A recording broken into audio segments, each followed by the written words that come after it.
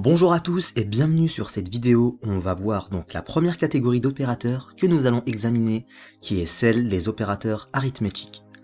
Nous l'utilisons pour effectuer des calculs tout comme les calculs en mathématiques. Examinons tous les opérateurs arithmétiques en JavaScript. Nous avons donc ici deux variables x et y. On va donc faire un console log. Voici le premier exemple, x plus y, qui est l'opérateur d'addition. Ces opérateurs arithmétiques prennent donc généralement deux rangées et puis produire une nouvelle valeur. Ce que nous avons ici est x plus y, et ce que nous appelons une expression en JavaScript. Une expression est donc quelque chose qui produit une valeur. Voici donc l'opération d'addition.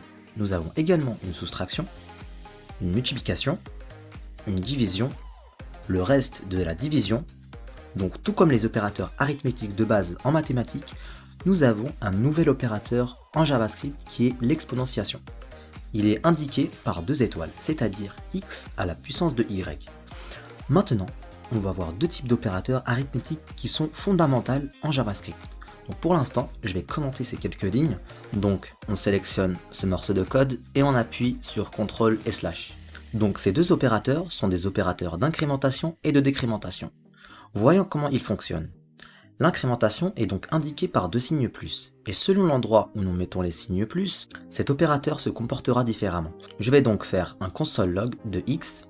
X est initialisé à 10, donc si je sauvegarde les modifications, nous voyons 10 sur la console.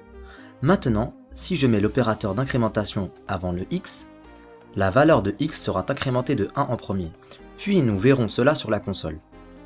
Jetons un coup d'œil afin d'enregistrer les modifications. Nous obtenons 11. En revanche, si vous mettez cet opérateur après le x, nous verrons d'abord x sur la console, puis la valeur de x sera incrémentée de 1. On enregistre les modifications et on obtient 10. Mais à ce stade, x est incrémenté de 1. Donc si nous faisons un autre console log de x, maintenant nous devrions voir 11.